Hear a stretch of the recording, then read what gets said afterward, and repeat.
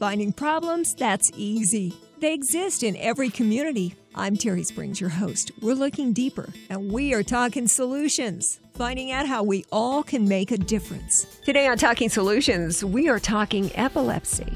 You know, I've heard about it for years and years, but I'm going to find out more and find out how you can help with the fundraiser coming up very soon. In studio with us, Sasha Pina, and we also have Danielle Marano. Welcome to the show. We're glad to have you here. Hi, thank you so much for having us. Everybody has heard the word epilepsy, but I'd like to learn a little bit more about it. This is my chance to ask you all the things I've been wondering about epilepsy. We always hear about people having an episode, perhaps a seizure, but is this something you're born with? Is this something that happens to you down the road? Both? What's the deal? Epilepsy is actually a lot more common than people think. The numbers are pretty large. 1 in 26 people actually will develop epilepsy at some point in their life. So when you think about that, most of the time someone knows someone that has epilepsy. And it's just interesting that people don't know a lot about it. And there's some stigma that's attached to that. And I think that's why a lot of people kind of keep it quiet and don't share it as much. We've all had situations. You can be in a restaurant. You could be on a playground. You could be in some kind of group of people. Someone suddenly has an epileptic seizure, and other people don't know what to do. They just kind of freeze. Exactly. It is definitely a scary thing. And if you don't know proper first aid, it's definitely even more scary. So that's really important just to kind of know a few basic things to do. And there's really 5 things that are really pretty basic and can really help a person and potentially save their life. We'll get into those. I'm looking forward to that. Danielle Marano is the executive director of the Epilepsy Foundation of Nevada. And Sasha, I would love to know, what is your connection? My connection is a volunteer with the Epilepsy Foundation of Nevada. I have epilepsy. I like to do a lot of work and awareness and advocacy, so I wanted to get involved with it and help out. Is it something you were born with, or is it something that came along down the road? My epilepsy came along down the road.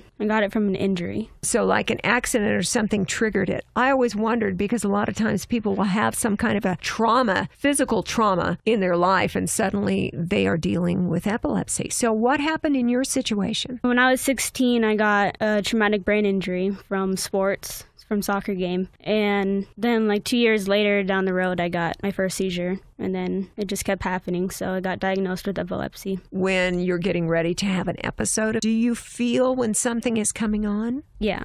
I get feelings like tingling in my hands, headaches, bad taste in my mouth when I get it. But I have been seizure-free for a while now, so I actually don't have seizures right now. Are there ways to help control that? Is that something that you can actually set out to do? To say, I can adapt my lifestyle to make it less likely for me to have some kind of an episode? Medication. I take 3 medications twice a day. That's really what they have right now, is medicine. If it helps, go for it. Yeah. Danielle, how did you get involved with the Epilepsy Foundation of Nevada? About 8 years ago, there was a small support group at a hospital. We had a new epileptologist move into the area, which is a doctor that deals only in seizures. So he's a specialist. He had a small support group. I just went as a volunteer. I saw the amazing people that were there, and I knew that this could turn into something really special if we were able to grow it and get the right leadership involved. It was a long journey, and about a year ago, we finally became affiliated with the National Epilepsy Foundation of America, which is a big step for us, and we've been able to do some really great things in the community just over the last year. We're talking today with Danielle Marano, Executive Director of the Epilepsy Foundation of Nevada. Also, Sasha Pina is here. We are finding out about epilepsy. I was surprised, Danielle, that you told me it's as common as it is. You said 1 in 26 people is going to be affected by epilepsy at some point during their life? Yeah, 1 in 26. And also another fact, 1 in 10 people will actually have a single seizure in their life. That can be provoked by a number of different things. But those 1 in 10, that doesn't mean that they're diagnosed with epilepsy. But to experience that seizure is even more important, why we need to understand seizures and we need that first aid training. Because someone doesn't have to have epilepsy, but that's a scary thing. 1 in 10 if you think about it. Everyone knows at least 10 people. And if you think about that, one of your friends potentially in their lifetime could have a seizure. It could be something that happens right in front of you. You mentioned a moment ago that there are 5 things that we can do to help someone who's going through a seizure. What sort of steps do we need to be aware of? Definitely the first thing is you want to stay as calm as you can. If you've seen a seizure before, you obviously are going to be a little more aware and a little bit more calm. And if you haven't, it's definitely going to be scary. You want to try to stay as calm as possible. The most important thing you can do is to keep the person safe. So when we think about a seizure, we think about what we see on TV. Someone that is convulsing, it's very noticeable. And it's really sad because most of the first aid that you see on TV is not accurate. That's where we get a lot of our information, and that can be so frustrating. And if people don't know about seizures and epilepsy, that's what they're going to go off of. That's what I would go off of if I didn't know anything. The second thing you want to do is keep the person safe. And if the person does fall to the ground and is convulsing, you want to kind of cushion their head. Just provide some padding. You don't want to hold them down, but you do want to provide some padding for their head. We don't want them to injure their head. We don't want them to bang it on the ground if they do fall to the ground. So we want to cushion their head. We want to turn them on their side. That's very important. We want to keep their airway open during this seizure. We do not want to keep them on their back. Keeping that airway open is extremely important. During a seizure, your breathing changes. It becomes very shallow. You're not getting as much oxygen as you normally would, so turning them on their side is very important. You also never want to hold them down. Our first instinct would kind of be to grab them and stop their movement, their flailing. We don't want to do that. We're going to injure the person, and you could injure yourself also. The next thing that we want to do is we want to obviously stay with that person until their seizure is done. Once they come out of their seizure, everyone is different, but most people are going to be very confused. It's going to take them a long time to reorient themselves. We want to make sure that they stay safe the entire time they're having a seizure. And we need to make sure that it doesn't become a medical emergency. And when I say it doesn't become a medical emergency, if someone has epilepsy and they've had many seizures before, a seizure for them is not always a medical emergency. It's something that they deal with, and as long as they're safe during and after their seizure, they don't necessarily need to go to the hospital. So sometimes medical emergencies, definitely if it's a first-time seizure, they need to get to the hospital. We need to check things out, see what's going on with them. Another medical emergency is if they injure themselves during the seizure. So if they have a really bad fall and they have a cut or anything like that, you definitely need to get them checked out. The one that's really important is if that seizure lasts longer than 5 minutes, no matter what, it's a medical emergency and they need to get to the hospital very quickly.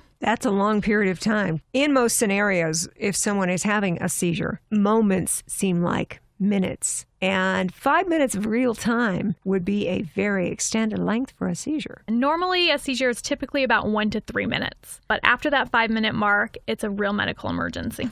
Usually when I talk with people about organizations that they are involved with, they have a personal connection. It might be a situation like Sasha, who's visiting with us today. She herself deals with epilepsy. But what was your connection besides seeing this group and going, we can be amazing? Do you have any kind of an epileptic history in the family? It's actually very interesting. When I first met Sasha, I actually saw all of her posts that she would do on Facebook. She was just such an advocate. Everything was epilepsy. And I was just like, what an amazing individual to put that out there and be proud of it. She owns it. That's a part of her. That's what she deals with on a daily basis. So I knew I had to meet her, and our stories are so similar that it's so surprising to me. I also have epilepsy. I was diagnosed when I was 13 after a brain injury. Again, playing soccer. So our stories are so close, and we find that a lot, especially kids playing sports now. That's why there's so many rules and regulations on the concussions now. And that's how mine was after 2 back-to-back concussions. So sports are great. Soccer is a great sport, and we just advocate for the safety of that. And we're so happy with the new concussion rules that have come out. We do a lot of trainings for school, and we've started to do some for high school coaches, which is great. That's kind of how Sasha and I met, and I just can't believe how similar our stories are. I am extremely lucky because medication has worked for me, and it's been, I think, 13 years since I've had a seizure. So definitely for some people, they are completely controlled by medication and they can go on and live a normal life. It's something that you think about all the time. You never think about it. I wake up every morning and think about it. And for someone like Sasha, she struggles with it every day. Her medication may control some of her seizures, but she still has seizures. And for some people, medication doesn't work. And it's a constant struggle for them every single day.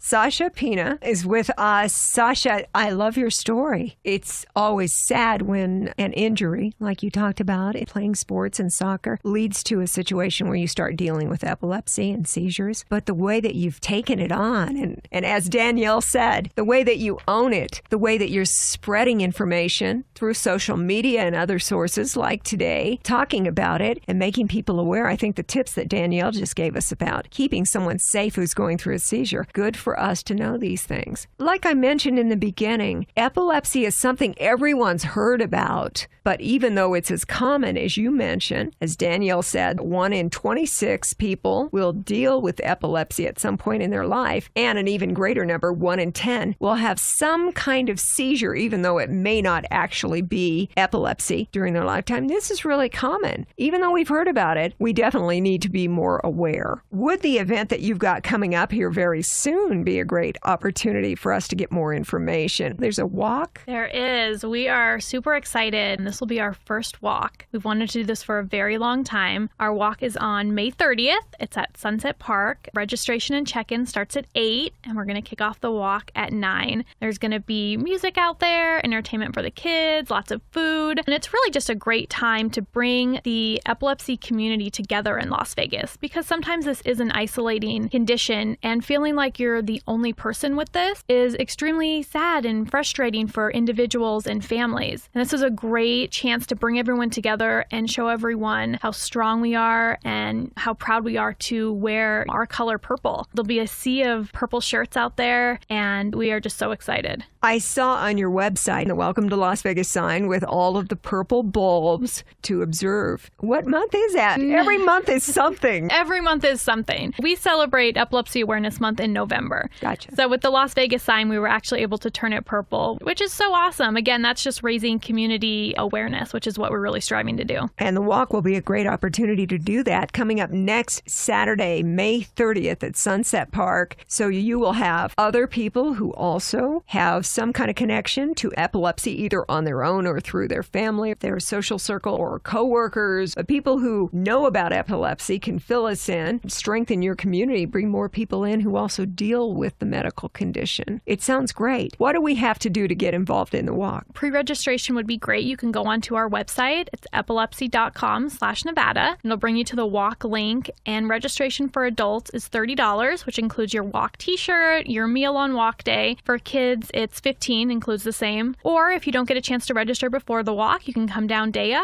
and register also. How about the website? Epilepsy.com/Nevada, and that will take you into our webpage. We do a lot of stuff on our Facebook page and our social media page. That's where we really connect, and you can find everything you need there. The Facebook page. Sasha, I was hearing that you're very active as far as the social media. Not so much on the epilepsy page. Like, I don't do anything with that, just on my Facebook page. Sasha makes it really easy for me because I'm constantly looking at her page and she posts some amazing things, and I'm like, oh, thank you, Sasha. I'm just going to share that on our page. That makes it so easy. It does my job for me because she's such an advocate for it, and she does amazing things. There's things she finds or these pictures that she creates, and I'm like, how did she do that? And I'm like, oh, this is great. I'm just going to share this on our page for everyone to see. So she makes it super easy, so she's so involved with that. Tips that'll help you out. Thank you. Sharing on Facebook is a good thing. Sasha and Danielle, both of you have dealt with epilepsy over the past years following a soccer-related head injury or brain injury. Is there something that parents or young soccer players on their own can do to protect themselves better? Is there a certain kind of headgear or something that could be worn that would protect people better? What do you think the answer is? Because you both dealt with the downside of this. Yeah, again, sports in general are wonderful. Soccer is a great sport. I think the most important thing is to be aware after someone has a concussion, to kind of look for those signs. And that's why it's really important to educate some of our coaches out there. And just a couple of years ago, there was really not a lot of information about this. And now it's so important. The NFL, you can see how strict they are with their concussion policy. Yes. So we definitely like to see that in all sports, not just professional sports, high school sports, and just club teams. that's really important. There is some kind of headgear that is being developed for soccer players. It almost looks like a headband. They're just in the testing phases of that right now, but that's definitely something that parents can look into. I think it's just important to talk to your child and your child's coach about that. Sports and youth sports especially, awareness of the fragility of the young person's head, worrying about protecting and insulating, taking good care of that brain so we don't have problems down the road. There's a lot more awareness of youth sports, and you mentioned the NFL, Danielle, and that's exactly right. They're talking about the whole heads-up football thing, making sure that youth coaches are well informed. You were also saying that it's important after some sports-related type of injury, doctors or individuals, what are they looking for? Because you said we need to know what sort of things, telltale signs to look for that will give us an awareness. You definitely want to make sure that you get checked out, obviously. Anytime after a concussion, you definitely need to see a doctor, whether that's going to the emergency room or not. They definitely need to do some kind of scan on your brain to check for any kind of swelling. And the problem that happened before there was regulations on this concussion, they didn't give players the proper time to heal. Your brain definitely needs some healing time. And that was a big issue of people having recurring concussions. Like in my situation, 2 big back-to-back ones. And we don't 100% know if that's what caused epilepsy, because in a lot of cases, the cause is unknown, which is very frustrating. And everyone has what we call a seizure threshold. So you have one, Sasha has one, I have one, and there's so many different things that cause seizures that someone that suffered the same kind of concussion and injury that I did may never develop epilepsy. So I may have had a lower threshold than another person who sustained the same injury as I did. So it's very hard to judge that and to understand that. It's difficult. It's a frustrating issue that we have to deal with. We are talking about epilepsy. We have Danielle Marano, who is the executive director of the Epilepsy Foundation of Nevada, and also Sasha Pina. Sasha is a young soccer player who threw a soccer injury. I was 16. So you had the injury, but then it didn't happen right away. No, it happened 2 years later. So you were 18, and here you have your first seizure, and that's the point where they actually diagnosed you as suffering with epilepsy. Yeah. Didn't happen right away. Is that common?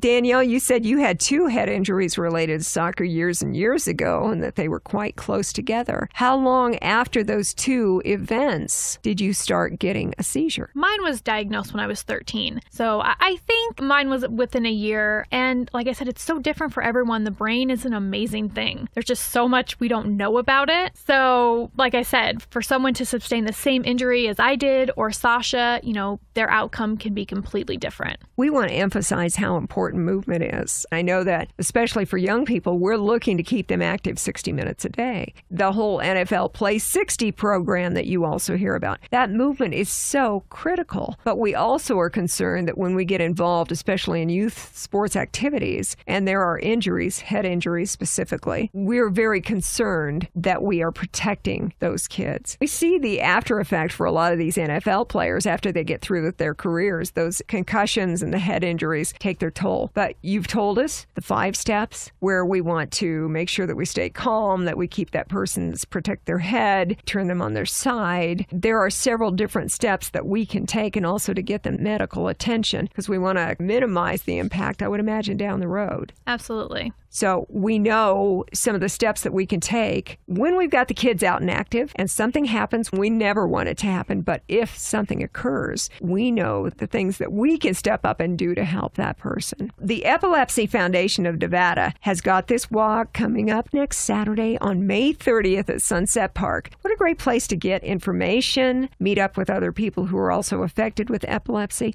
I'm thinking maybe, Sasha, you're going to be there. I'll definitely be there. All dressed up in my purple with my tutu. Purple is the color for epilepsy. The Las Vegas Sun last November during Epilepsy Month, they actually went through and put in the purple bulbs to raise awareness, and that's what we're also attempting to do today. It doesn't have to be Epilepsy Month for us to know that we need to tell people, because it's far more common, as you said, Danielle, than anybody really realizes. 1 in 26 people deal with epilepsy at some point in their life, and there's an even more common number for those people who have maybe just 1 seizure in their life. That would be 1 out of every 10 people. Yeah, it's amazing when you think about that. We want to get the word out. And if you are looking to go to the website, maybe find out more about epilepsy or to get involved with the walk, or maybe best of all, both. You could do all of it. Absolutely. Epilepsy.com/Nevada. Yep. Sunset Park, there is no better place to take a walk. They have some beautiful walking trails back there. And of course, we've got the little lake, beautiful grass area. It's just a really great place to have the walk. We're really excited to have it there. That's going to start off next Saturday, May 30th. What's the start time for all of this? The walk actually starts at 9, but registration and check-in starts at 8, so get there early. We're going to have some fun activities in the morning before we start off the walk. I'm going to sign up for the walk, and am I looking to get sponsors at that point in time? Take me through this, and do I get a t-shirt? Yes, adult registration,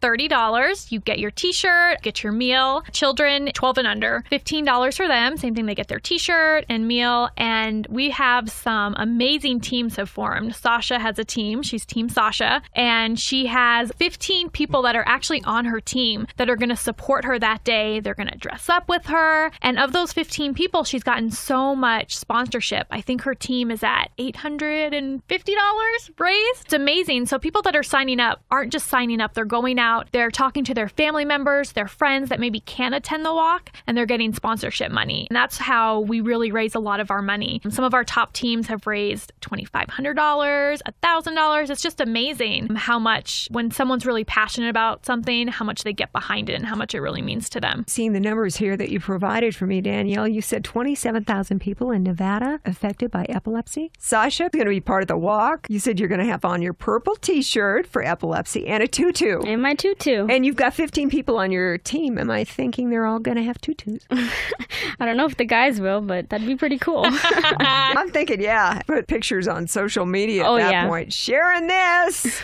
Still time to get involved. Sign up for the walk if you want to get more information about the Epilepsy Foundation of Nevada. Sasha. Epilepsy.com/Nevada. Do you go out and talk as part of your efforts to up awareness about epilepsy and increase people's knowledge? What do? Do you go out to classrooms? Do you talk to sports teams? What kind of situations have you gone and stood up in front of people and said, a lot of people have epilepsy. Look at me. I'm entirely normal. You look great. So epilepsy is one of those situations. I'm looking at you, Danielle, and also at you, Sasha, and I'm saying, here are these two lovely women. There's no way I could tell by looking at you that both of you deal with epilepsy. So how do you explain this to a group? Where you come up in front of them and you look absolutely 100% normal, but you have a story to tell. What do you do? What do you say? I don't really say anything unless they ask or unless something happens. If they say, our guest speaker today, Sasha, what do you say? First, I start off telling them the story of the injury, because I have to raise awareness for the brain injury too. And then I started off telling them the epilepsy part, because I have to raise awareness for both. I have to do that. That's what I find. Everybody's got their own situation, right? I am one of those people who believes that when you now deal with your condition, which in your case and Danielle's case is epilepsy, not only are you going to manage your condition, have a great attitude about it, you're also going to become an educator on epilepsy. Yeah.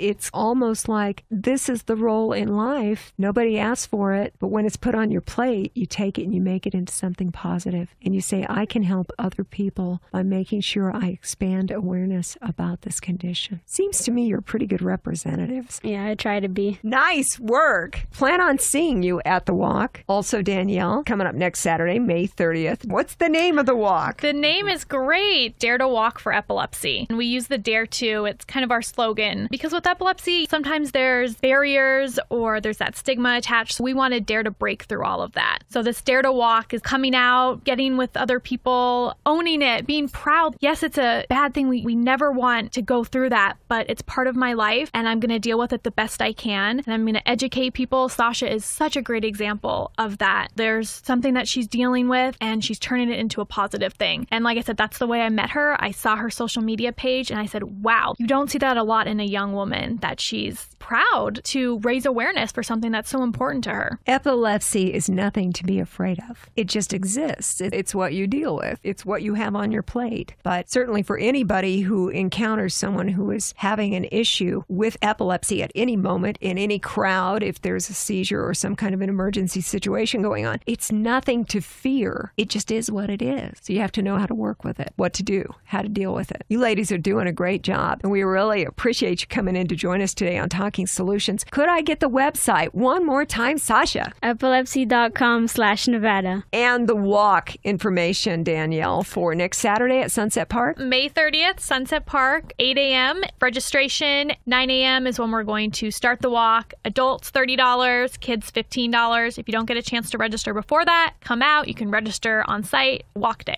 Good event for the whole family. I will put this information and all of the links on our Talking Solutions Facebook page, plus, of course, a podcast of the interview if you'd like to hear all about it. Good information for all of us to know about epilepsy. Danielle Marano, Executive Director of the Epilepsy Foundation of Nevada, and Sasha Pina, thank you so much for joining us today on Talking Solutions. Thank you for having us.